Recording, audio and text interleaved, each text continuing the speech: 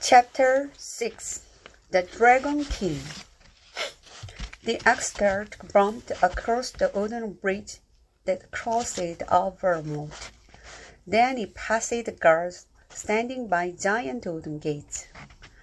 "Are the gates ever closed?" Jack asked. "Oh, yes, every day at sunset," said the scholar. "When the gong sounds, the gates close, the bridge comes up, and the city is sealed shut for the night. I guess visitors have to leave before that happens," and he said, "or they'll be stuck here for the whole night, right?" "Yes," said the scholar. The cart bumped between the city gates, rows of small houses or bunches together on either side of the street. They were made of mud with straw roofs. People cooked over outdoor fires. They washed their clothes in wooden tubs. As the ox cart bumped along, the houses got larger. These were made of painted wood and pottery tiles. They all had carved roofs. "Why are those roofs like that?" asked Jack. "To keep away the bad spirits," said the scholar. "How do they do that?" said Annie. "The spirits can only travel in straight lines," said the scholar. "Wow," whispered Annie. The cart went by some open tea shops. Then it passed a large market square filled with stores and shoppers.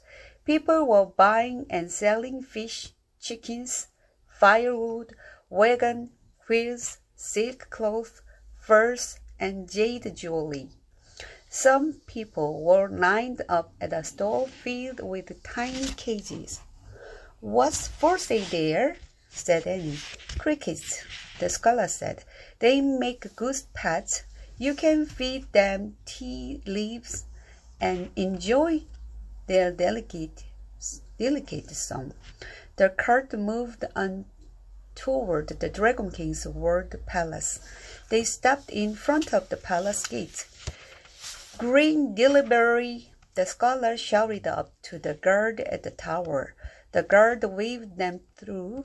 Inside were beautiful gardens and huge mounds of earth suddenly surrounded by a low brick wall.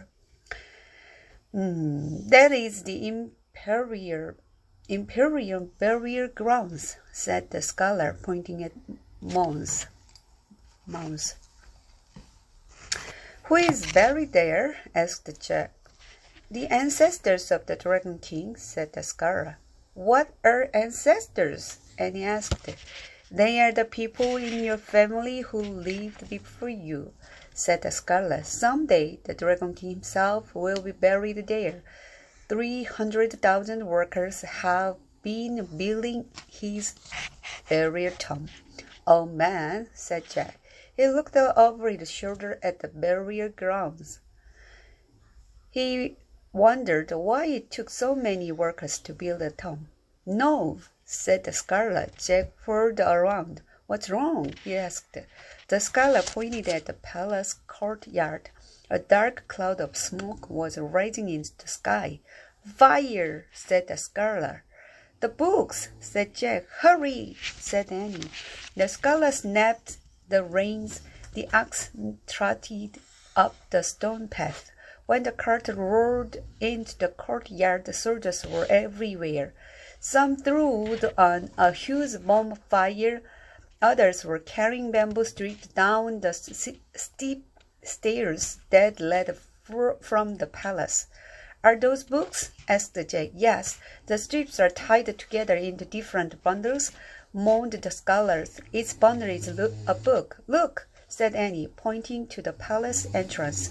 Stepping outside was a man in a rich, flowing robe and a tall hat. Jack knew him at once. The Dragon King.